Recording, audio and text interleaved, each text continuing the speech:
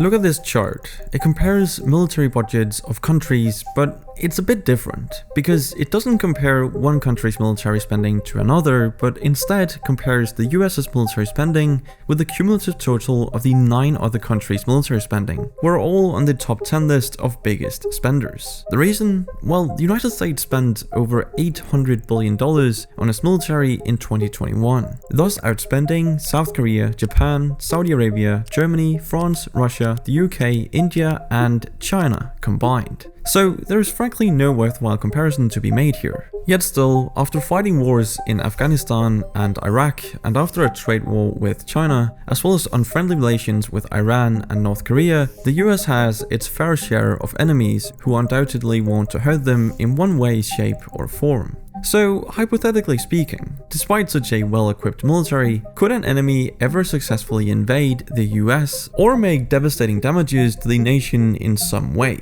Well, as it turns out, this question was a bit harder to answer than I initially planned, because the military is only one of the reasons why the US is so unconquerable. You see, the US is in an incredible position, geographically, and its secret weapon might therefore be its location. All you have to do is look at this map to understand why. For over 150 years, America's territory has stretched all the way across the continent from the Atlantic to the Pacific Ocean. These huge coasts separate the US from any potential enemy, so even in wartime, the American mainland is very well protected. Take World War II for example, when America fought in both Europe and Asia at the same time. Barely any attacks happened on US soil during the entire war. That meant American factories could keep making planes and weapons without interruptions, unlike the constantly bombed Soviet and British factories. On top of that, the Defense Production Act allowed the president to allocate materials and facilities for national defense, direct companies to prioritize government orders, and offer loans to companies to make this happen fast. In 2020, this law was used to increase the production of ventilators and medical-grade masks. So clearly, it's a very useful law to have in the toolbox, since the US still has a domestic industrial base with major shipyards, aviation, and automotive factories. A wartime scenario could easily involve switching to wartime production, so this makes sense. Not to mention the existing military industry, which is already making tanks, planes, weapons, and warships for the US military. Factories on US soil are a huge advantage, because the US military can protect its supply chain simply by defending its own territory. Very little has to come from outside compared to its enemies, who would need to constantly run supplies across an entire ocean. I mean, just look at the size of the Atlantic Ocean and the even bigger Pacific to get an idea of just how long enemy supply chains would have to be. Not to mention the fact that with today's satellites, it would be trivially easy to spot an invasion coming from thousands of miles away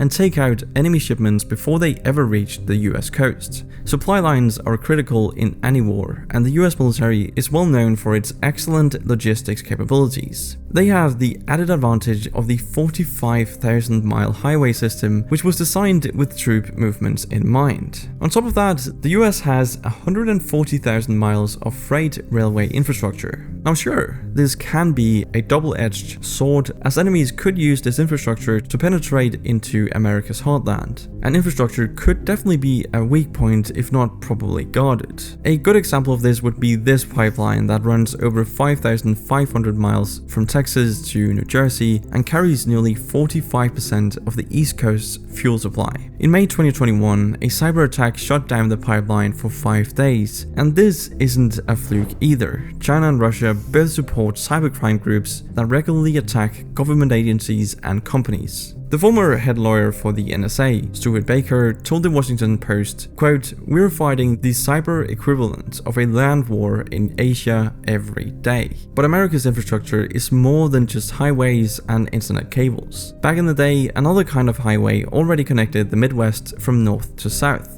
the Mississippi River, and the connected Missouri River is the 4th longest river system in the world. So yeah, this river has always been crucial to connecting the economies of major cities, like New Orleans, Minneapolis, and St. Louis. Today, the river is still used to ship goods across America. So during an invasion, the Mississippi could likely help move troops and weapons too. What's impressive about the US's geography is how challenging it makes the US to conquer, and that might have to do with the diversity of terrains like deserts, swamps, and mountains. The Appalachian Mountains in the east and the Rocky Mountains in the west serve as major barriers to inland invasion, and the Great Lakes in the northeast form yet another barrier. The result is that the flatter areas along the southern border seem like the best entry point, but the US compensates for these weaknesses with huge numbers of troops stationed in California and Texas. The coasts aren't any easier to invade with hundreds of thousands of troops stationed in military bases. Not to mention the fact that the US has peaceful relations with its neighbors to the north and south, which both have smaller populations and militaries if any turmoil was to unfold. To the east and west, the US has no neighbors as previously discussed, a fact which has led America to focus on other things instead of imminent invasions. On top of that, the NATO treaty requires European and Canadian allies to come to America's defense if it's ever attacked. Oh yeah, and in addition to its current military personnel, the US still maintains the Selective Service System. See, all males from 18 to 25 have to sign up for a lottery to be drafted in the case of a national emergency. During the height of World War II, the US drafted over 3 million men per year, so this system could potentially expand the US's military personnel by several million. And we're not even done yet, because besides all this, an invasion is still very unlikely for another reason: the Pentagon's unrivaled resources. As I mentioned in the beginning, the US's defense budget is unrivaled. The US spent almost 3 times as much as China in 2021 and 10 times more than Russia. The result is that no country has enough ships or planes to get past the US forces. According to one military expert, quote, "The amphibious assault capability of the combined militaries of the world are simply too insignificant to get a beachhead on a coast." And then we of course have the civilians, who have even more guns than the military.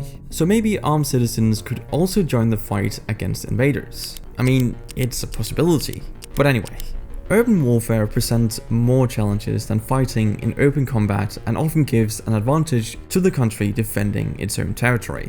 We only have to look at Russia's failed invasion of Kiev for proof of this factor. While urban areas make up a small amount of US territory, any invader would have to take control of cities to conquer the country, since 82% of the population lives in these cities. Another advantage of armies defending their own country from invasion is the will to fight. According to the RAND Corporation, a think tank closely tied to the Pentagon, will to fight means the disposition and decision to fight, to keep fighting, and to win.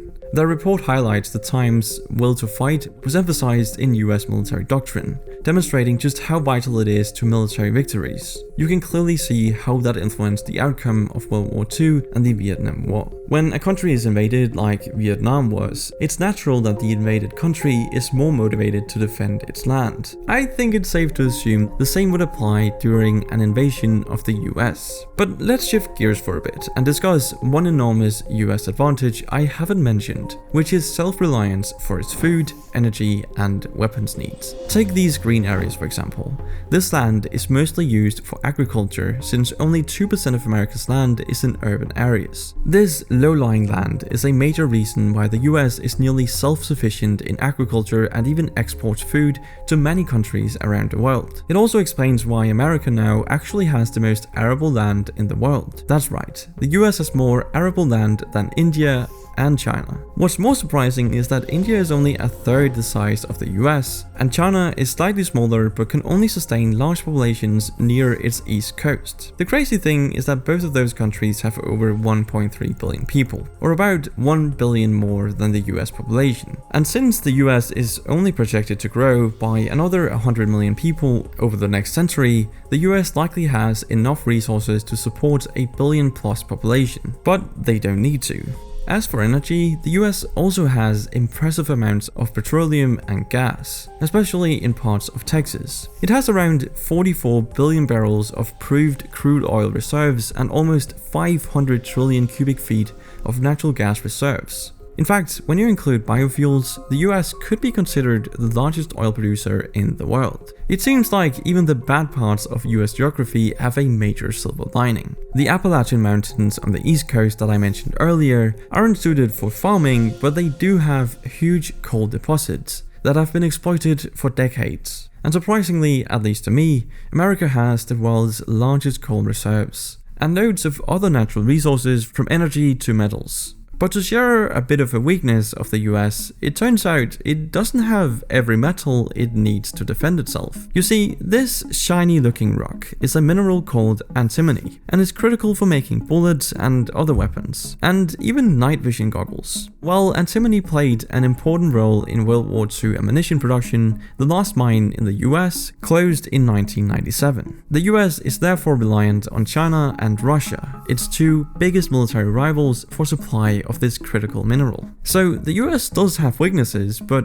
who could actually have the military might and, most importantly, motivation to try and invade the US? Well, the latest US defense strategy names the People's Republic of China as the US's most consequential strategic competitor, and notes that Russia poses acute threats. Beyond these two big threats, it also mentions North Korea and Iran. But let's focus on China for a bit. It's true that China is slowly building up its military capabilities, but it isn't even ready to launch an invasion on the island of Taiwan, let alone the west coast of the United States. I don't think I even need to mention how the loss of its largest trading partner would devastate the Chinese economy. Still, there's some reason for concern. If China disabled American satellites, it could debilitate the US military's ability to monitor troop movements in real time. If you're thinking this sounds like science fiction though, you'd be wrong, because in 2007, China successfully destroyed one of its own satellites with a ballistic missile.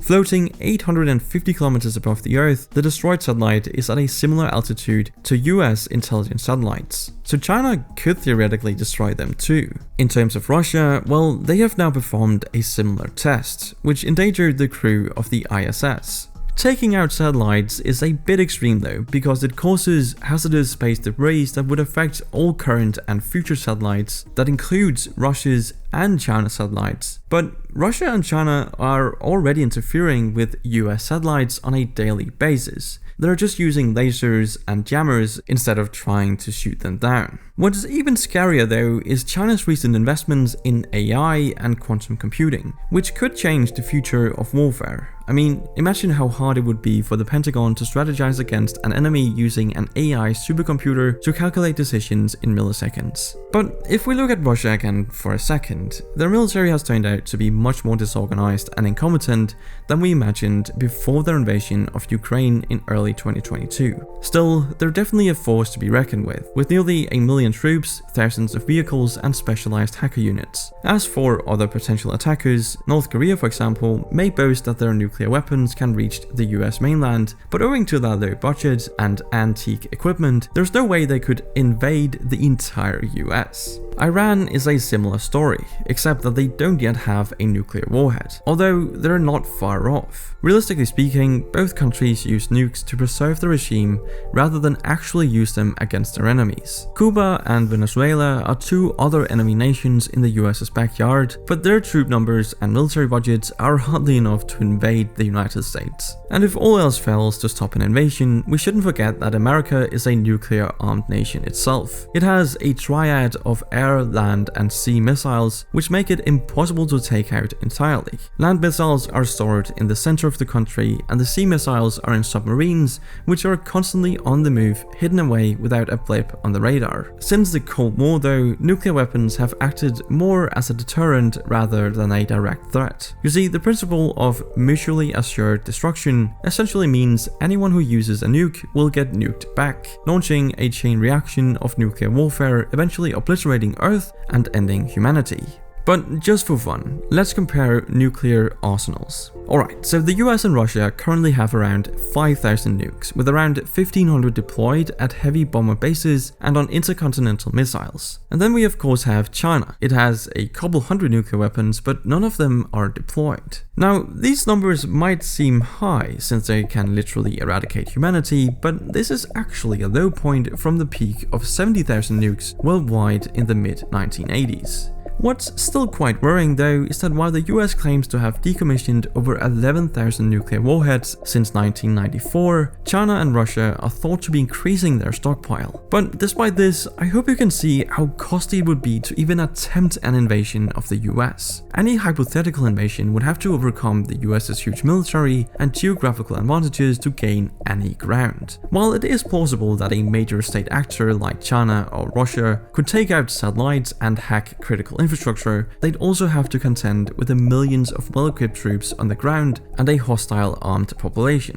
So realistically, a physical invasion isn't really a possibility, but what if America's enemies could get what they wanted without an invasion? Well, it turns out it's much easier to conquer hearts and minds in an information war than to win with soldiers on the ground. And that might have something to do with Russia's influence campaign in the 2016 US presidential elections. See, after a 3-year investigation, a bipartisan US Senate committee recently concluded that Russia conducted an influence campaign to help Donald Trump get elected. If that's not shocking enough, the report states that Vladimir Putin himself ordered the hacking of Democratic Party emails to be leaked over WikiLeaks. The FBI now has a warrant out for 12 Russian military intelligence officers it believes interfered in the 2016 elections. So this is a serious incident. A recent report by a group of intelligence agencies claims Russia tried to interfere again in 2020, though on a smaller scale. Whether Russia continues to meddle in US politics in the future or not,